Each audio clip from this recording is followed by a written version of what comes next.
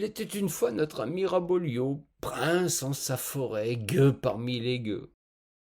Il n'avait que sa chemise et quelques effets personnels. Sans terre ni maison, il vivait dans une cabane faite de branchages et de récupération. Qu'importe, il avait la Sologne pour territoire, la liberté sous ses chaussures et son fusil pour aller fièrement la tête haute.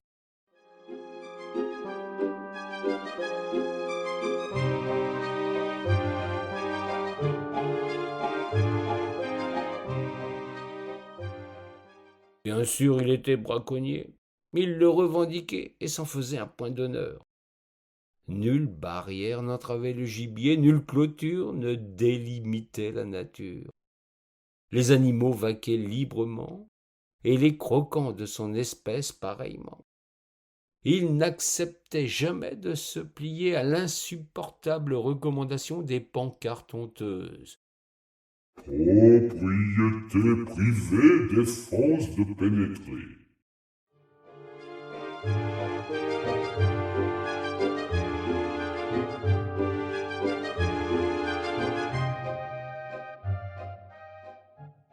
Pour lui, ce n'était là qu'incitation à la visite. Il se faisait un malin plaisir à franchir l'obstacle, trouver une faille dans la barrière, ou même à favoriser une meurtrissure, une ouverture béante pour lui et ses amis les bêtes. Il devenait fou plus encore lorsque le Saint-Hubert cloua sous un arbre. Défense de chasser.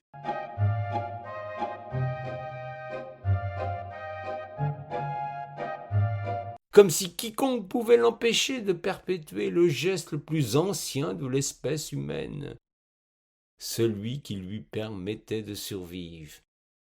Mais attention, Raboliau n'était pas de ces muscadins déguisés en rustaux qui, une fois la semaine, venaient tirer sur tout ce qui bouge, tout ce qu'on venait de lâcher de volières et de cages issues d'élevage.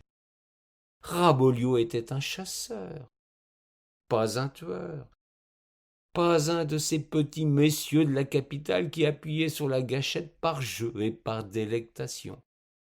Lui, quand il tirait, c'était pour manger ou bien offrir à quelqu'un de quoi faire un civet ou bien un pâté.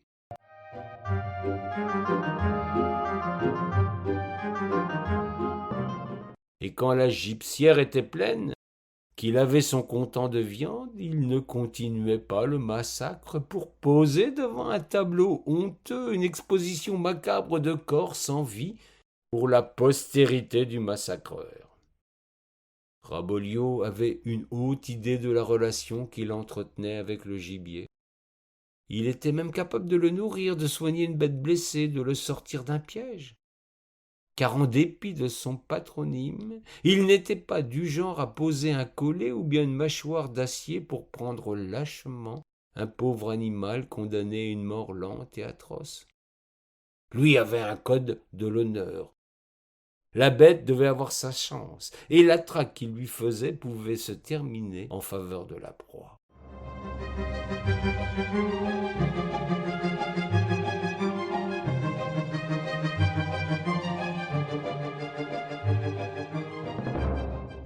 Alors, notre Sologno s'indignait de voir l'hécatombe du dimanche, les canards tombés comme à gravelotte, les chevreuils repoussés par des rabatteurs qui risquaient eux aussi de prendre du plomb avant de tomber sur les tirs croisés de sales types qui n'avaient pas bougé leurs fesses.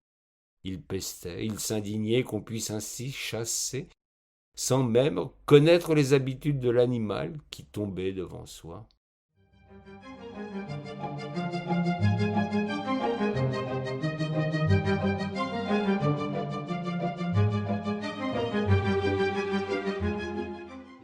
Pour lui, les gardes étaient les odieux complices de cette armée de tueurs par plaisir.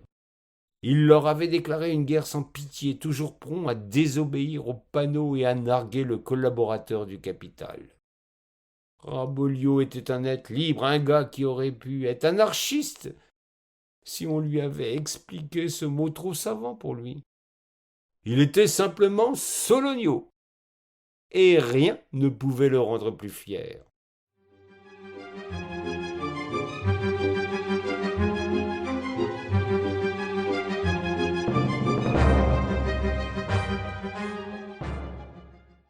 quand il vit sa belle forêt se couvrir de barbelés, de hauts murs, de clôtures, de fossés profonds, il se dit qu'il allait devenir fou. Il voulut mener le combat, abattre les barrières, ouvrir les espaces, laisser le gibier aller et venir à sa guise. Si la terre peut appartenir à quelqu'un, cette idée était déjà au-dessus de ses convictions. Les animaux, eux, ne pouvaient se trouver accaparés par la même occasion. Rabolio fit sa guerre à lui, une résistance désespérée et vaine. Seul contre tous, il n'avait aucune chance de vaincre l'esprit mercantile et petit bourgeois des propriétaires.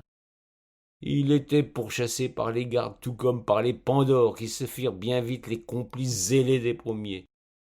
Il faut dire que députés et sénateurs faisaient partie du lot des chasseurs postés.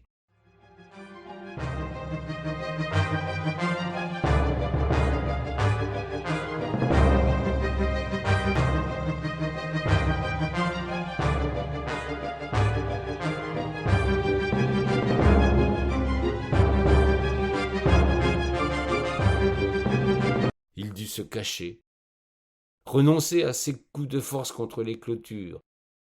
Il était devenu la bête à abattre, la proie dont le trophée devait orner une propriété qui se respecte, ou bien un relais de chasse. L'un de ses repères, où bien des choses inavouables se déroulaient après le repas du dimanche midi.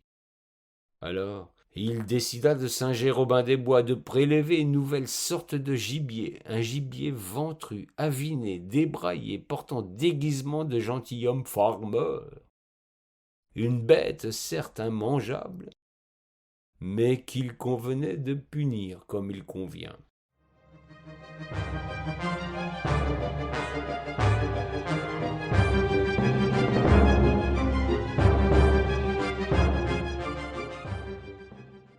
Rabolio dressa une horde de sangliers, des vieux mâles irascibles à la couenne dure et à la masse imposante.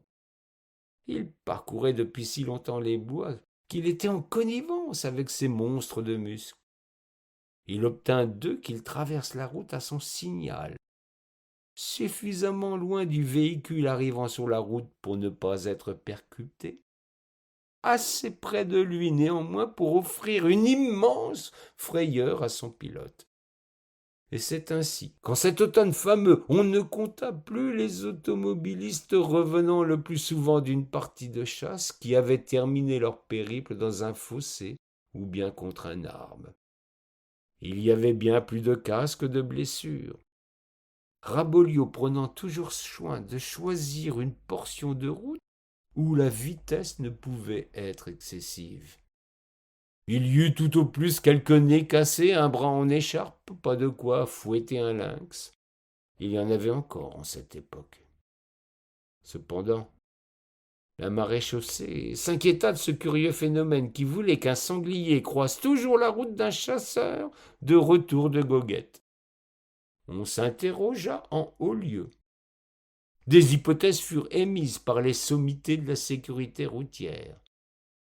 L'intempérance des chasseurs fut montrée du doigt. Ils avaient la réputation de boire plus d'un canon lors de leur fameux banquet.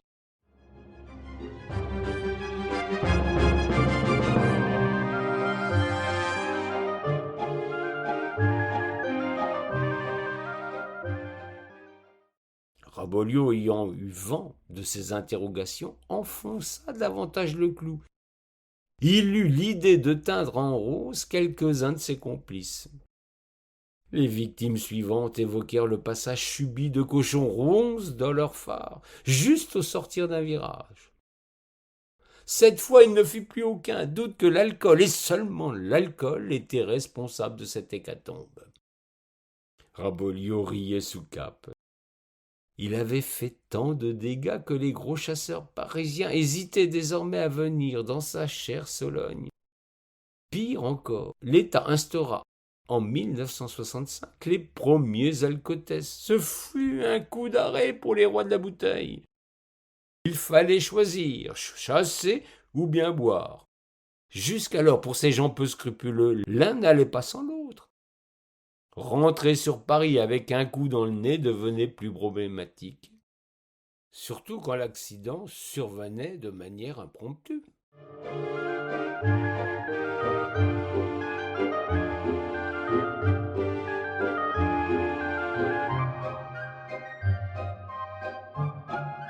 Car Rabelio continua encore un temps à mettre au fossé ceux qui avaient besoin d'avoir un peu de plomb dans la tête.